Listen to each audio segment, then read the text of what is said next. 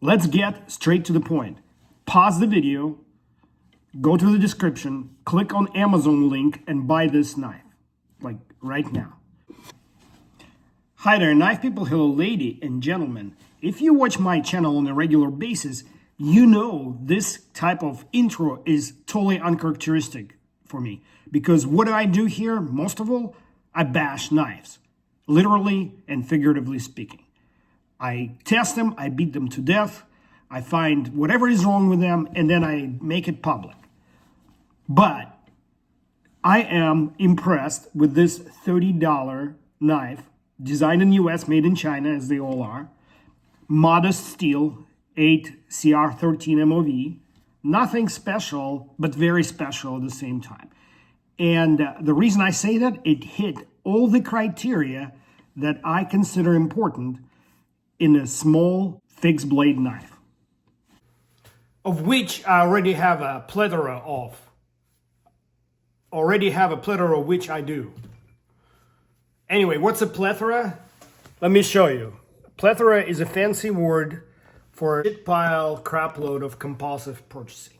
And in this pile, there are knives ranging from $6 by Ozark Trail, $10 for the Smith & Wesson, and to all the way up to over $200 for this Hidden Canyon Benchmade. So if you follow my playlist for torture tests, this is the link here, you will see that I tested all of them, and every one of them I found lacking in something. Let me go through it really quick because it becomes important as we look at this $30 knife that I discovered. Okay, I'm going to start with the Benchmade. What's wrong with it? It's expensive, and I don't know how suited is it for survival outdoor situation, being made out of S90V steel. This steel easily chips when it comes in contact with hard materials like bone or antlers. And the sheath, complete junk. For some reason, Benchmade, for the life of them, cannot figure out how to make a sheath. The Kydex sheath, they all catch on the blade and dull it. And here's the same knife. I like the knife itself, so I bought that in S30V because I think it's better suited for an outdoor survival use, S30V basic version, without the orange highlights. And it comes in a pretty anemic leather sheath. They make these sheaths, I bet you, in Mexico for $7 a piece. Okay, so jumping down to cheap ones like Ozark Trail, I think it was originally $12, and then when Walmart wraps up the model, they go on sale half price. So I bought it for $6. This would be a decent knife. Two concerns I had with that is it's like very, very soft steel. It dulls by just looking at it. It looks cool, but impossible to keep an edge. Even that thermal plastic will dull it. And the second problem, this sheath has no secondary retention. So when you're in a tumble situation, fall situation, the blade can come out and hurt you. This is basically a dagger, which is kind of modified for EDC because that edge is not sharpened. You can sharpen it yourself. And it has very basic sheath that also doesn't have secondary retention. And I would definitely not wear it as a neck knife because recently there was an accident and a gentleman died. It made national news. Gentleman died when his neck knife hurt him. So that would be a great candidate because that would, if it became unsheathed, it would slide right in, you know, being a dagger. All these CRKT knives, the Piat and Spew, they're okay, you know, but they're very, I think they're like 5 CRMOV steel, so not particularly great steel for somebody who likes knives. The absolute lowest steel that you could consider reasonably decent is exactly what's on this pivot, which is 8 CR13 MOV. Anything below 7 CR and lower, they won't keep the edge. This one has a chance. Plus, it's pretty tough. Anyway, You already seen, I have several videos about why I don't think Izula, well, I think the knife itself is great. I just hate the fact that the marketing company called Essie selling them for like about 4 times what it should cost. I think this should be a $30 to maybe $40 knife, and then it would be great. Plus, it's not a corrosion resistant steel, and it's, I believe, $10.95. And I'm not like most of you guys, I'm not in love with that steel. I think it's just too primitive for the 21st century. I gave another great American company a shot. This is Gerber Principle. And I think that was the first long video that I published eons ago, seems like. And this knife is not suitable. You have to watch the whole video. It has a rubberized handle that burns. The sheath doesn't have any good retention. It rattles. It's just not what it... Oh, and then the steel is 420, I believe 420C, which is equivalent to 4 CR13 MOV, which is literally half the carbon than an 8 CR13 MOV. Good luck with that cutting ability and the edge retention. Coming close to really good is this Senseo also by Essie, but it's made by White River, right? LT, right? Or White River. This is their carbon steel version, and they also just recently released a MagnaCut, and it's under $200 in MagnaCut, $175, I believe. So I think it's a decent knife. The problem with the sheath, it has decent retention, but not perfect. No secondary retention, which I think is fundamental if you're going to carry a knife somewhere on your body where you may not be able to control it when you fall or tumble in the outdoors, you know, for safety reasons. And then to change the orientation of the knife, right now it's in a horizontal carry orientation. You have to unscrew these screws and move the knife around. And finally, almost perfect knife was this Ontario SPL, Sports Pleasure Leisure, SPL pack knife. And perfectly done in MagnaCut. 2 problems with this knife. I'm a little under the weather, excuse me. Ooh, espresso. This would be a great knife with a great sheath, with one caveat: if the sheath had some way to mount it, better way to mount it to the belt and quickly remove it. But it is designed for a pack, yet it has great retention and a nice secondary retention here, which is a quick access push button. Unfortunately, right after this knife got released, and it's probably sold out everywhere now, the company went belly up. Unfortunately, they went bankrupt and sold all their intellectual rights and physical property to a Virginian company, Blue Ridge Knives. Yes. And so, imagine my surprise. Let me show you.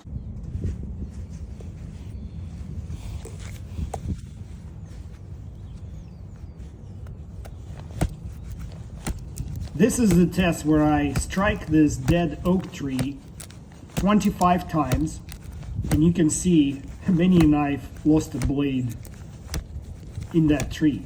Their tips are still stuck there somewhere, and I'm possibly looking at finding another tree.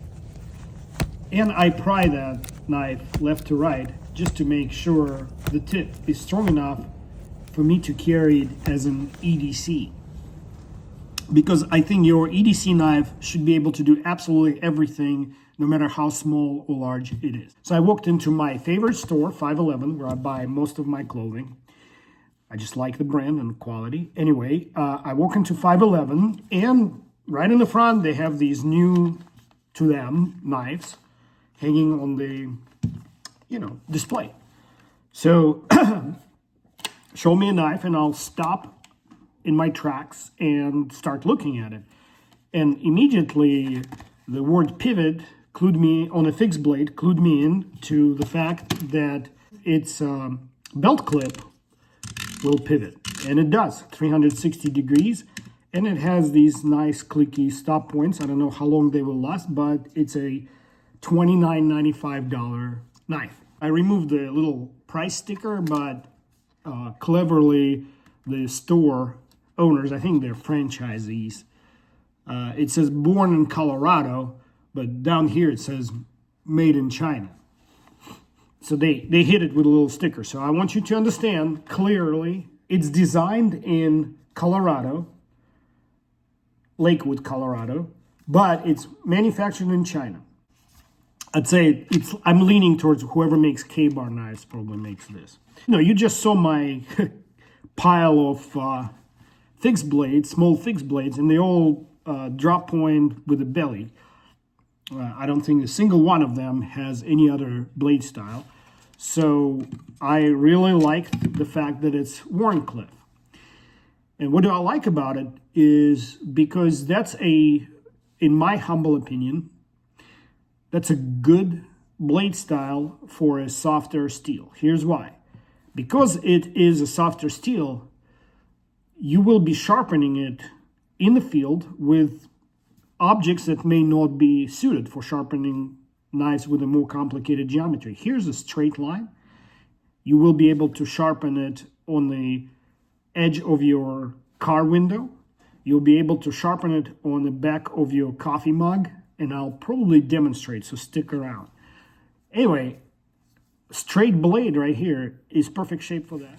I do need to pause here for a second and talk about what's on the box. And on the box, it states that the hardness of that steel, which is 8CR 13 MOV again, the hardness is 57 Rockwell, which is pretty decent for a older school blade stainless. I happened to have this Japanese made set of hardness tester files. It's not as accurate a test as actual diamond tester in a shop, but I'm going to grab the 55 hardness file, and if it scratches the steel, not the finish,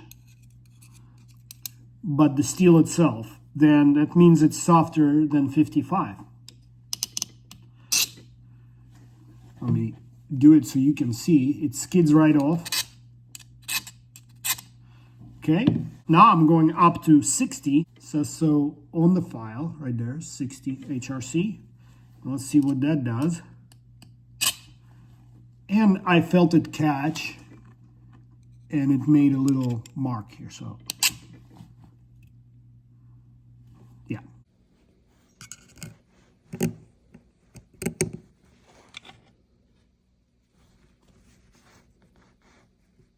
So somewhere between 55 and 60, which is smack on 57 and a half.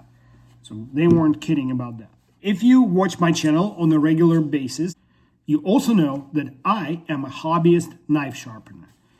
So the way I test the knives, like you've seen many people do, is I do a paper cut.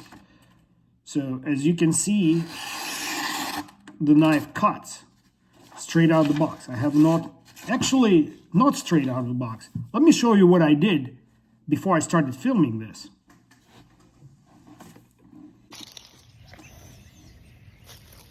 I am a big believer that any knife should do a job of any other knife, no matter how big or small, fixed or folder. And so what I'm doing here is batoning another piece of oak. And as you can see, the geometry of this blade with its pretty high saber grind, but there's enough thickness that it splits the wood. Notice how it splits the wood. Really good knife for this type of task. I'm gonna say it beats Essie Izula at batoning because this knife has a full flat grind, which is more for sliciness than splitting wood. This one does a better job. And please notice how it feathers. And we're talking oak, which is not very soft wood to feather to begin with.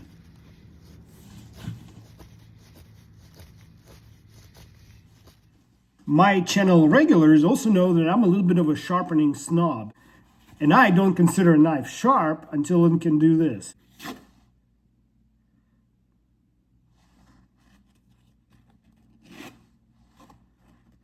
By far, I'm not the best knife sharpener on YouTube yet, but go ahead and try that at home with your sharpest knife.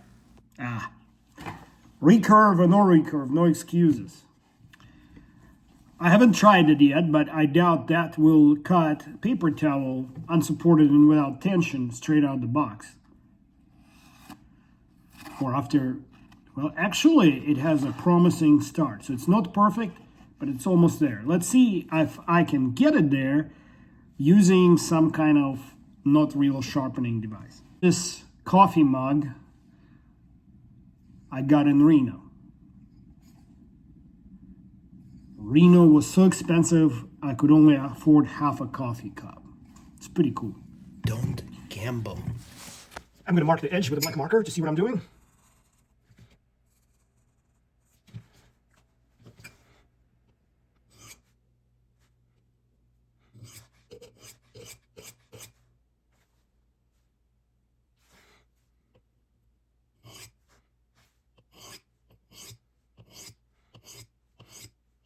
I'm doing it on the curved part because not everybody has a straight edge sharpening mug. Okay. It looks like they use manual labor to sharpen it in the People's Republic of China because there's a little bit of a wobble. It's actually pretty hard to sharpen a straight edge like this, in my opinion, except if when you're using some kind of expedient implement, then it's actually a little easier with a straight edge. Okay.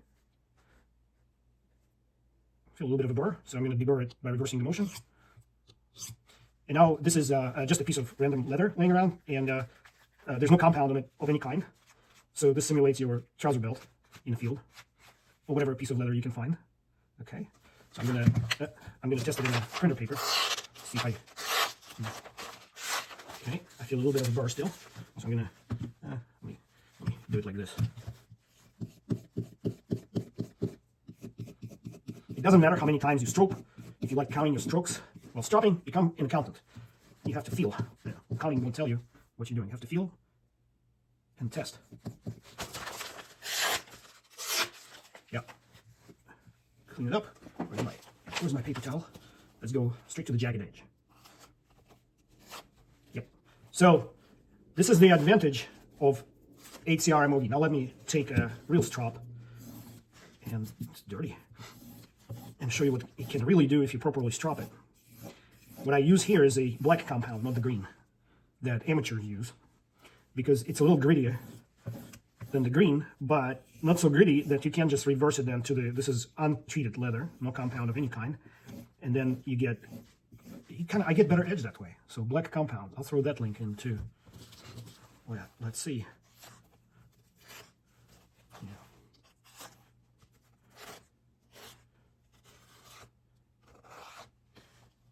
I think we're there. Let's try this piece.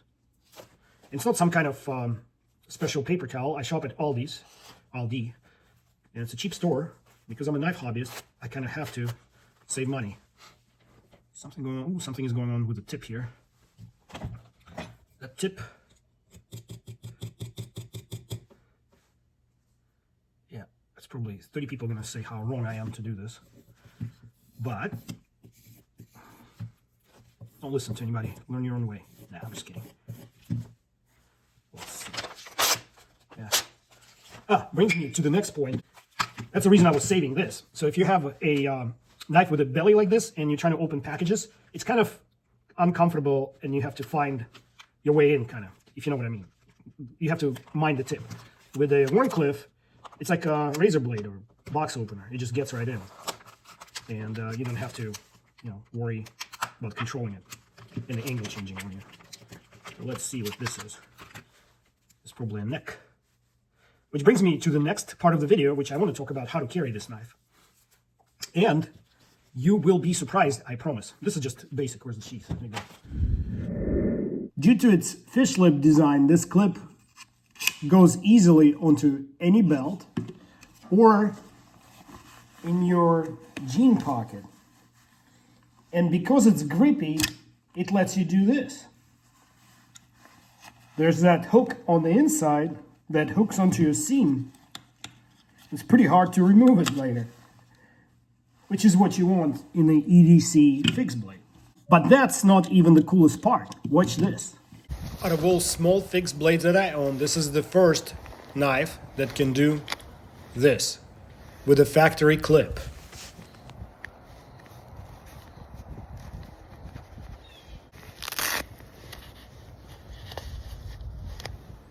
Without jeopardizing the blade retention in the sheath.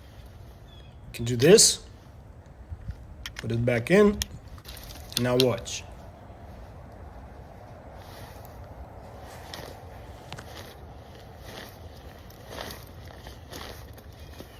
And yet, all because of this latch.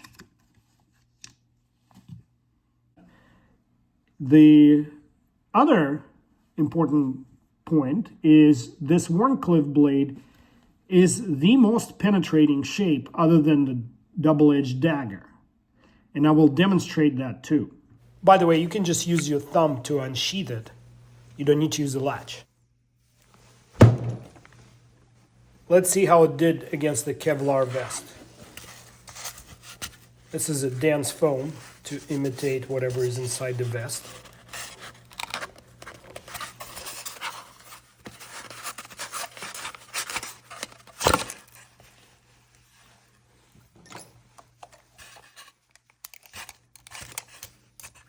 One and 3/4 inch penetration. Feel free to draw your own conclusions.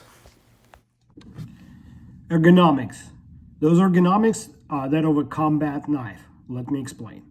First of all, notice how that grip is contoured. It's three-dimensional, it's not flat. It swells in the middle to give you a good purchase in your palm, whether your hand is bare or gloved. Second, look how they designed the back of the blade. If you have a normal forward grip for push cuts, you have complete engagement with your fingers, medium hand here. So a larger guy would be still able to do 3.5 finger grip. For me, it's full 4 finger. But if I need to flick it into the reverse or self-defense grip, like so, my thumb immediately and naturally finds that bevel here and rests on it. So now, not only I can control it in the swiping passes, but also in a stabbing motion, it gives me an additional support and aids my bone structure. Let's get back to the beginning. The reason I recommended you to buy this knife is because in this little package is a combination and balance of utility and lethality. When I say balance, I don't mean compromise. I think there is a balance of value, meaning price, versus materials, versus versatility. It's a balanced design. And it was not designed by Jerry Hossam. And I got this piece of information directly from the company. So if the designer is watching, I have 2 small asks. First of all, I would appreciate a sharpening tool right here. Doesn't have to be too big or too deep, but it would be appreciated. And the second thing is I would like the lanyard hole to be slightly larger. I want it to be not smaller than 7 millimeters, but not larger than 9 millimeters. And here's why. I often use in my bushcraft exercises an auger bit, and it needs to fit through this hole, then be stopped at the shoulder, so that the knife handle doesn't slide all the way to the helix here. Let me show you what I do. I use this 1/4 inch drive ratchet, and this is what I do.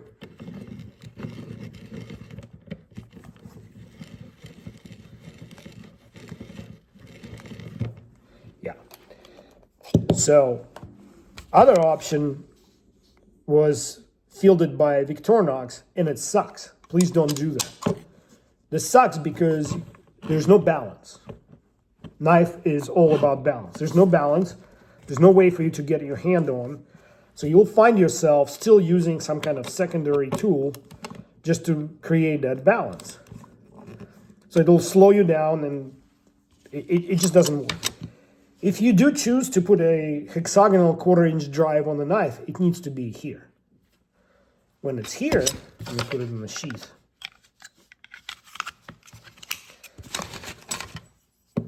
If it's here, I can use the knife as a T-handle. And I think ergonomically, it'll be pretty comfortable, right? But a larger hole, 7 to 9 millimeters. Make it 8. Let me tell you, if this knife came out in S30V or 14C28N steel, if that happens, I'm in for one in each blade shape.